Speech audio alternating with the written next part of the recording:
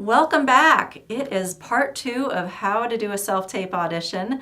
I'm here at Jive Duck Studios in Burbank, California. To my left is Dante Swain, and behind the camera is Marc Fajardo.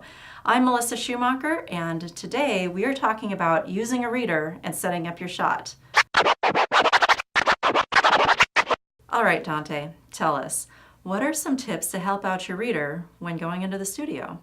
Well, I would say most importantly, make sure that the reader is well aware of all of the instructions. Certain casting directors can be very particular about the do's and the don'ts with their casting. So make sure that the reader is well aware of that to help them help you. With that being said, don't be afraid to direct the reader. After all, this is your audition and you should feel free to paint the scene how you see fit. But keep in mind that the reader should never distract from your audition by overacting or talking too loud. If you find that this is the case, it's not a problem just to tell the reader to read in a very monotone fashion. After all, they should not draw more attention than you in your audition.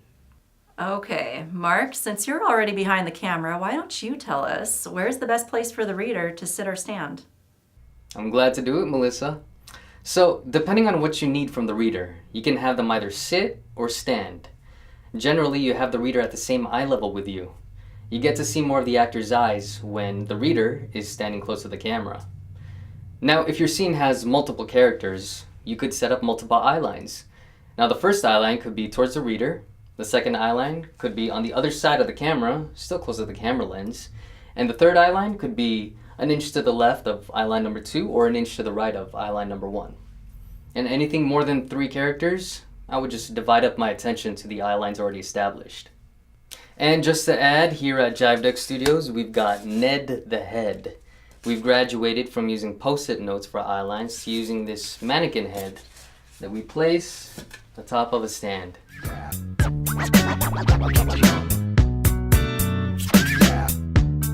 Thank you for that, Marc. And I have to say, Ned the Head is one of my favorite things about this studio. Anyway, moving on. Background is very important. You want to make sure that you don't have anything too distracting behind you. So, Dante, why don't you tell us a little bit more about that?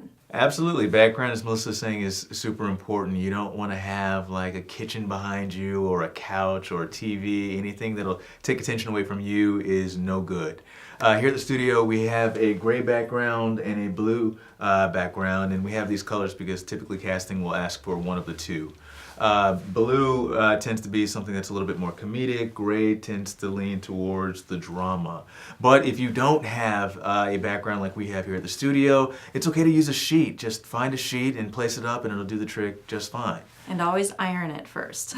Absolutely. You don't want any wrinkled, distracting sheets behind you. No.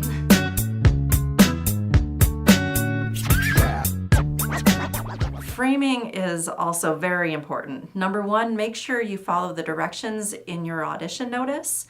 But other than that, I am going to hand it over to Marc and Dante to show you how it's really done.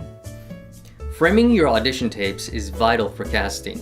You want them to see the emotional performance from your face and eyes. And also, as a general note, don't shoot your auditions vertically if shooting with a smartphone.